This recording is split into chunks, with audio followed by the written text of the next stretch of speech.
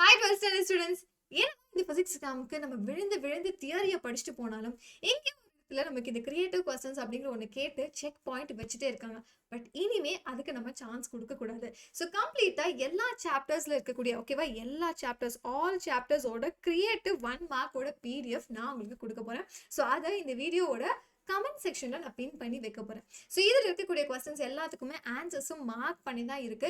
நீங்க ஒவ்வொரு தடவையும் இந்த எக்ஸாம்க்கெல்லாம் ப்ரிப்பேர் பண்ணும்போது ஸோ ஃபிசிக்ஸ் எக்ஸாமுக்கு இந்த ரிவிஷன் எக்ஸாம் கொடுத்தா அப்பயும் ப்ரிப்பேர் பண்ணுங்க.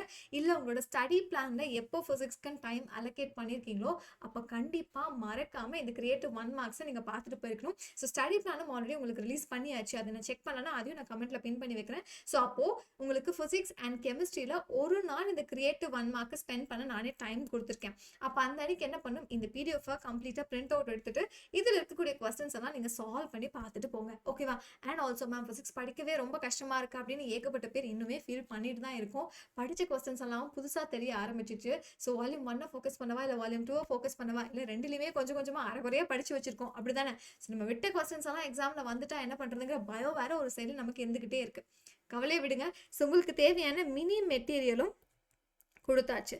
இன்னும் நான் அதையுமே செக் பண்ணல மேம். ஸோ அதையும் இந்த வீடியோவோட ஃபர்ஸ்ட் கமெண்ட்ல நான் எல்லாத்தையுமே பின் பண்ணி வைக்கிறேன். ஸோ உங்களுக்கு தேவையான creative 1 marks mini materials and இது எல்லாமே எல்லா சாப்டர்ஸோடும் இன்க்ளூடடாக இருக்குது. ஸோ தனித்தனியாக இல்லாமல் எல்லா சாப்டர்ஸோடும் ஒரே இடத்துல இருக்குது. அண்ட் இதை தாண்டி நமக்கு வேறு என்ன தேவை?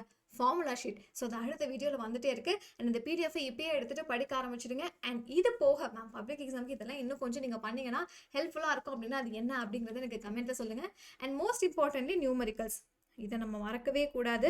ஸோ இந்த நியூமெரிக்கல்ஸ் எல்லாத்தையுமே நம்ம லைவ் கிளாஸஸில் ஆல்ரெடி டீச் பண்ணியிருக்கோம். ஸோ நீங்கள் எந்தெந்த சாப்டர்ஸ் ஏதாச்சும் மிஸ் பண்ணிட்டீங்க அப்படின்னா அதையும் ஒரு தடவை செக் பண்ணி பாருங்கள்.